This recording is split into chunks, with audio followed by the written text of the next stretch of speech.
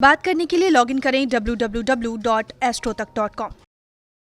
जय माता दी मित्रों, मैं एस्ट्रो राजेश शर्मा astrotak.com के नवीनतम कार्यक्रम में आप सभी दर्शकों का हार्दिक स्वागत करता हूं, हार्दिक अभिनंदन करता हूं। मित्रों, आप सभी जानते हैं समय समय पर हम कुछ नवीनतम विषयों को लेकर आप सभी के सम्मुख उपस्थित होते रहते हैं और आप सभी के साथ में नवीनतम जानकारियां साझा करते रहते हैं। आज भी एक नवीन जानकारी लेकर मैं आप सभी के सम्मुख उपस्थित हुआ हूं और आशा करता हूं आपको यह जानकारी और आज से पहले जितने भी वीडियोस मेरे आए हैं वो सभी अच्छे लगे होंगे। वैसे आपके कमेंट बॉक्स में अनेकों कमेंट्स आते हैं और जिस प्रकार से आप हमें प्रोत्साहित करते हैं देखकर अच्छा भी लगता है। मित्रों, सदैव की भांति मैं फिर आपसे वही निवेदन करूंगा कि इन वीडियोस को आप अधिक से अधिक शेयर करें जिससे कि अन्य लोग भी लाभान्वित हो सकें। किसी प्रकार की कोई समस्या है, कोई दिक्कत है तो आप मुझसे कांटेक्ट कर सकते हैं। www.astrotak.com की हमारी साइट के ऊपर जाएं और मेरा यानी एस्ट्रो राजेश शर्मा का प्रोफाइल आप क्लिक करें और मुझसे आप बात कर सकते हैं। जो भी आपके जीवन से संबंधित कोई भी समस्या है, किसी भी प्रकार का आपके ग्रहों के प्रभाव से संबंधित, उनके उपायों से संबंधित किसी भी प्रकार की अगर कोई दिक्कत है तो आप मुझसे बात कर सकते हैं। अपना प्रश्न मुझे आप लिख कर भी भेज सकते हैं। मित्रों, आज जो विषय हमने चुना है वो बहुत ही महत्वपूर्ण विषय है। आपने सुना होगा जब लड़के और लड़की का गुण मिलान करवाया जाता है विवाह हेतु जब भी हम गुण मिलान करवाते हैं तो उसमें जितने भी हमारे एस्ट्रोलॉजर साथी हैं, ज्योतिषी भाई हैं हमारे, वो उनके मुख से आपने कहते सुना होगा कि इनका गण मैच नहीं हो रहा या गण बहुत अच्छा मैच हो रहा है। ये गण क्या है? देखिए, अगर हम कहें कि मनुष्यों को, जो भी मनुष्य होते हैं, जितने भी मनुष्य होते हैं, जातक होते हैं, उनको गण के आधार पर 3 श्रेणियों में बांटा गया है, 3 श्रेणियों में विभाजित किया गया है। इसमें मुख्य रूप से अगर देखें तो राक्षस गण, मनुष्य गण और देवगण। गण का मतलब क्या हुआ? गण का मतलब हुआ उस व्यक्ति के स्वभाव, चरित्र और उसकी मानसिकता। यानी जिस गण का व्यक्ति होगा उसकी मानसिकता, उसका चरित्र, उसका स्वभाव उस गण के अनुरूप ही होगा। जैसे राक्षस गण का कोई व्यक्ति अगर होगा तो उसका स्वभाव और प्रवृत्ति, उसकी मानसिकता, वो सभी चीज़ें राक्षसों जैसी होगी। वैसे आज के ज़माने में यह चीज़ें होना फ़ायदेमंद भी है। वैसे अलग अलग मैं आपको बताता हूँ कि कौन से गण का अगर व्यक्ति होगा तो उसका किस प्रकार का स्वभाव होगा। सर्वप्रथम अपन देखते हैं देवगण। देवगण के जो व्यक्ति होते हैं ये बुद्धिमान होते हैं, यथार्थवादी होते हैं, सभ्य होते हैं। इनका जो स्वभाव होता है देवताओं के समान इनका स्वभाव होता है। दूसरों की भावनाओं को ये समझते हैं, दूसरों की भावनाओं का ये सम्मान भी करते हैं, स्वयं भी सम्मान के भूखे होते हैं तो औरों को भी सम्मान देने का इनके अंदर में एक कहना चाहिए कि गुण होता है। स्वयं जो होते हैं वो धन की बहुत अधिक लालसा ये नहीं रखते। मान सम्मान के सामने धन को ये कम आंकते हैं। यदि कहीं पे मान सम्मान मिल रहा है तो धन का महत्व इनके सामने कम होता है। लेकिन यदि मान सम्मान के ऊपर इनके कोई बात आ जाए तो ये उग्र बहुत जल्दी होते हैं। वैसे ये सौम्य स्वभाव के होते हैं। देवताओं का जो स्वभाव होता है वो सौम्य होता है, शांत प्रवृत्ति के होते हैं। लेकिन अगर खुद के मान सम्मान पे अगर कोई बात आ गई तो ये उग्र होते भी देर नहीं लगाते। देवताओं के समान इनका आचरण होता है। लोगों को देना मुख्य रूप से इनके स्वभाव में होता है। परोपकार करना, धर्म करना इत्यादि इत्यादि इनका इस प्रकार का स्वभाव होता है। दूसरा जो गण होता है मनुष्य गण। अब मनुष्य गण नाम से ही विदित है, मनुष्यों जैसा स्वभाव। मनुष्य का स्वभाव कैसा होता है, मनुष्य की मानसिकता कैसी होती है? वैसे देखा जाए तो मनुष्य का जो स्वभाव आंकते हैं वो होता है स्वार्थवादी।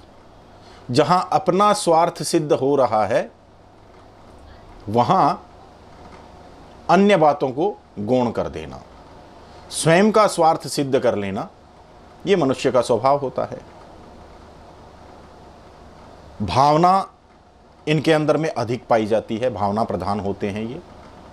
इमोशन ले लो, शत्रुता ले लो, या कोई भी भावना, अनेक प्रकार की भावनाएं होती है, प्रेम की भावना भी होती है। जितनी भी भावनाएं होती हैं वो इस गण के लोगों में अधिकतर पाई जाती हैं। मनुष्यों जैसा स्वभाव, ये मनुष्य गण। अब तीसरा जो होता है वो होता है राक्षस गण। राक्षस गण के जो व्यक्ति होते हैं वो अपने विचारों को लेकर काफी जड़ होते हैं, जिद्दी होते हैं। अपनी बात को मनवाना, अपनी बात को सर्वोपरि रखना, अपनी बात को जिद से पेश करना, इस प्रकार का स्वभाव राक्षस गण के लोगों का होता है। जो ठान लिया वो करना है। ये लोग निडर भी होते हैं एकदम, किसी प्रकार का भय इनके मन में नहीं होता। साहसी होते हैं, साहस इनके अंदर में बहुत ज़्यादा होता है। एक और विशेष गुण इन व्यक्तियों के अंदर में पाया जाता है जो राक्षस गण के होते हैं। नेगेटिव पावर जो होती है उनको महसूस करने की एक अद्भुत क्षमता इन लोगों के अंदर में पाई जाती है।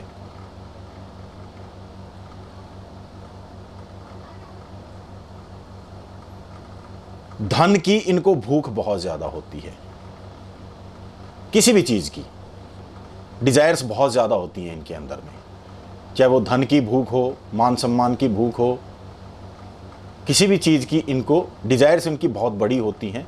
वैसे आज के अगर परिप्रेक्ष्य में देखा जाए, वर्तमान समय का जो ढर्रा है उसके अनुसार अगर देखा जाए तो राक्षस गण के जो व्यक्ति होते हैं वो अधिक सफल होते हैं, क्योंकि आज के परिप्रेक्ष्य में साहस, कार्य करने की जो भूख, धन प्राप्ति की जो भूख, विलासिता पूर्वक जीवन जीने की जो भूख, ये सब जिन व्यक्तियों के अंदर में होती है वो अपने जीवन के अंदर में आगे बढ़ जाते हैं। तो यूं कहना चाहिए कि राक्षस गण आज के परिप्रेक्ष्य में देखा जाए तो सफल होते हुए ये नजर आते हैं। जन्म के समय व्यक्ति का जो नक्षत्र होता है उस नक्षत्र के आधार पर जातक का गण सुनिश्चित किया जाता है, और विवाह के समय जो 36 गुण मिलान हम करते हैं, जिनमें मुख्य रूप से 8 चीज़ें हम देखते हैं, आखिर की जो ये 3 चीज़ें जो होती है गण, भकूट और नाड़ी, तो गण को 6 अंक प्राप्त होते हैं इसमें। यानी अगर किसी का गण लड़के और लड़की का मैच हो रहा है तो उसको 6 में से 6 अंक प्राप्त होते हैं, और अगर गण मैच नहीं हो रहा तो 6 में से 0 या कुछ कम अंक उसको प्राप्त होते हैं। अब मैच होना ये सीधी सी बात है, ये आप भी समझ गए होंगे कि जो राक्षस गण का लड़का है और राक्षस गण की ही लड़की है, तो दोनों का मानसिकता, दोनों के विचार एक जैसे होंगे, तो दाम्पत्य जीवन में, वैवाहिक जीवन में किसी प्रकार का उनका मतभेद नहीं रहेगा। जो ये करना चाहेगा इसका पार्टनर भी वही करना चाहेगा। दोनों की मानसिकता सेम हो गई ना, राक्षस गण के दोनों हो गए। अब इसके विपरीत यदि एक मनुष्य गण का है और एक राक्षस गण का है तो दोनों में समानता नहीं हुई, दोनों में वैचारिक मतभेद रहेंगे हमेशा, तो उनकी नोकझोंक ज़्यादा होती है। अब इसमें यदि एक राक्षस गण का है, एक देवगण का है, तो भी नोकझोंक ज़्यादा होगी, क्योंकि राक्षसों में और देवों में हमेशा ही ठनी रहती थी और उनमें युद्ध चलते ही रहते थे। कभी राक्षसों का पलड़ा भारी तो कभी देवों का पलड़ा भारी, इस प्रकार से चलता ही रहता था। तो घर के अंदर युद्ध जैसे माहौल बने रहेंगे। हाँ, देवगण और मनुष्यगण, इनमें फिर भी निभ जाती है, क्योंकि देवताओं का स्वभाव और मनुष्यों का स्वभाव कुछ कुछ मैच होता है, कुछ कुछ का अधिकतर मैच होता है। तो देवगण और मनुष्यगण, इन दोनों को, दोनों के अगर जातक हों, यानी लड़की देवगण की हो, लड़का मनुष्यगण का हो, तो निभ जाती, कोई दिक्कत नहीं आती। तो इस प्रकार से जब हम विवाह के लिए गुण मैच करवाते हैं, तब गण का विशेष महत्व माना जाता है। गण मैच होना अवश्य, हम सबसे पहले इसको देखते हैं, 3 चीज़ों को विशेष रूप से देखते हैं, जो गण दोष, भकूट दोष और नाड़ी दोष। भकूट दोष चंद्रमा से बनता है, वो अन्य किसी दिन हम इसको चर्चा में रख सकते हैं। भकूट दोष कैसे बनता है, क्या इसका महत्व होता है, और दाम्पत्य जीवन में किस प्रकार से इसकी महत्ता होती है, इसको हम किसी और दिन रख लेंगे। आज के इस वीडियो में सिर्फ हमने गण दोष के ऊपर बात करी है। गण कितने प्रकार के होते हैं, कैसे होते हैं, इनके स्वभाव किस प्रकार के होते हैं। आपको यह जानकारी कैसी लगी, कमेंट बॉक्स में अवश्य लिखें। आप अपने विचार व्यक्त करें और आने वाले वीडियोस के लिए हमें प्रोत्साहित करें। मित्रों, आज इस वीडियो में यहीं तक।